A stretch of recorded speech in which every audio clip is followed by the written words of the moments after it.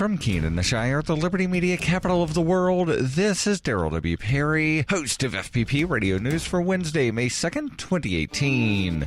Silver is trading at $16.40 per ounce. Gold is valued at $1,309 per ounce. Zencash is trading at $39, and the average price of Bitcoin is $9,135. Antiwar.com reports the U.S. Special Inspector General for Afghanistan Reconstruction, SIGAR, a Pentagon watchdog, is warning that the Afghan military is in sharp decline over the last 12 months as rising casualties and desertion rates far outstrip their ability to recruit. Over 12 months, the Afghan security forces have 10% less personnel, down to around 300,000. While reports of growing casualties, struggling recruitment, and desertion have been common, this is the first actual data offered on the size of the problem. The Afghan National Army was not happy with the report, dismissing the SIGAR report as not 100% fact. They did not offer any specific corrections to those numbers, but insist Afghanistan has enough soldiers to fight and that morale is very high. SIGAR head John Sopko said that building up Afghan forces has been a top priority throughout the war, with U.S. spending billions of dollars on it. He said it is worrying that despite all of this expense, the Afghan forces are shrinking.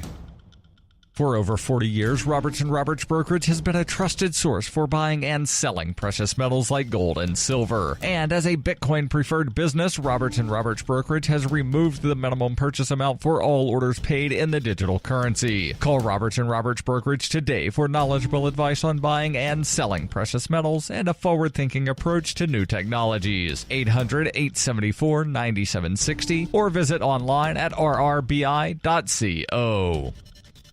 UPI reports Arizona's Tinder Fire grew to 11,420 acres Tuesday with 0% containment, according to emergency officials. The Coconino County Sheriff's Office ordered evacuations for all communities north, east, and west of Highway 87, which will remain in place as firefighters attempt to contain the west and north flanks of the fire. Arizona Governor Doug Ducey declared a state of emergency in Coconino County on Monday, 3 days after the fire broke out. Ducey said public safety is a top priority, and we're grateful for all the first responders who continue to battle the Tinder Fire. I'm issuing this declaration to ensure that they have the necessary resources to protect the lives, pets, and property of Arizonans. We will continue to coordinate with state, local, and emergency response officials. Some 559 fire personnel were working to extinguish the fire, including 6 helicopters, 15 crew, and 40 fire engines. The fire had 0% containment as of Tuesday evening. A storm system approaching the area is expected to bring heavy winds that likely will push smoke north, while cloud cover and increased humidity are expected to reduce fire behavior. There's also an increased chance of precipitation and a chance of thunderstorms on Wednesday that may cause smoke to blow in different directions with downdrafts.